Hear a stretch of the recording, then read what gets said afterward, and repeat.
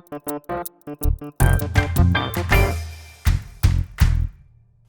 there, I got a riddle for you. What does this video have in common with a fart? Well, I had to run off to find some time on my own to squeeze it out. So anyway, welcome to the Thursday Collection Connection. On Eric's last play, he had Tool's Opiate. Tool is one of his favorite bands, but he knows that I don't have any Tool. I listened to it and I felt like there were elements of like Iron Maiden and Rush and Metallica even at times, with kind of the lockstep bass and drums going. Still wasn't necessarily my scene, but it was not as wandery sort of as I had suspected it might be. So a lot of you Tool fans out there, I've never been a particularly proggy guy or heavy guy, so Tool was never in my wheelhouse. But over the course of the video, Eric showed that he had it in two formats. He had it both on CD and on vinyl.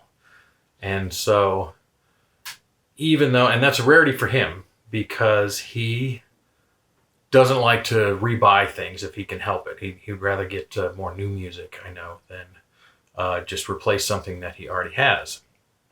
And for different reasons, mainly the fact that I don't collect vinyl, I also don't have a lot of things in dual formats. In fact, I only have 13 LPs in total.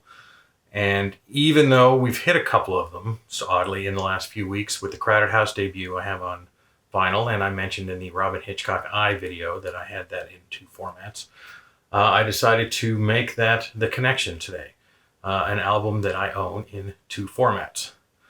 And so my choice is, there we go, the House Martins, London 0, Hull 4. Now the House Martins were a great band, that sort of a brief fire that burned out quickly in the 80s. They only released two albums, two regular studio albums. And not only do I have the House Martins on vinyl and on CD, but I've bought the CD a couple times. And I think one of us even had it on cassette back in the day. Eric may still have it on cassette. I'm not sure. But it's great. It's prototypical, like super light. Even the cover of the album is like Cardigan pop rock. And so it's got a very infectious kind of acoustic sound to what they do, and yet very like acidic lyrics. So they were a very political band, and Paul Heaton, who sang vocals, went on to form the Beautiful South after that, which was also maybe a touch less political, but just as sort of dour in its lyrics and unsubtle in its acidity. So my mind is a little bit scattered now. I still got a minute left here.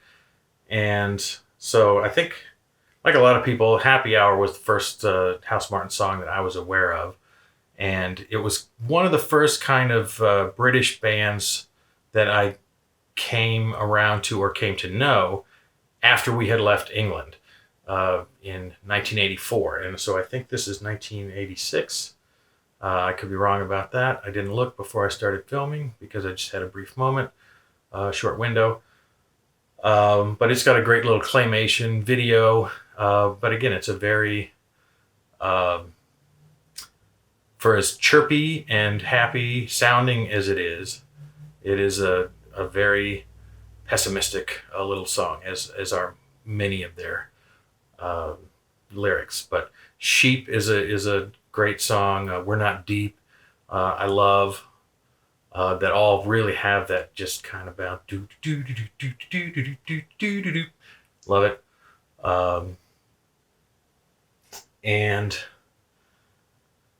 Yeah, so anyway, pardon, sorry, excuse me for the rush. Forgive me, that's what I mean to say. I'm very scattered, but hopefully I can get this finished and edited in time to get it up today, here on Thursday.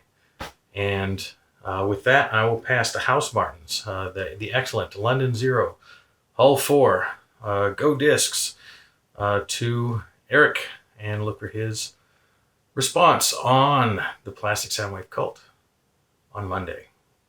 So, thanks for watching. Catch you next time. Bye-bye.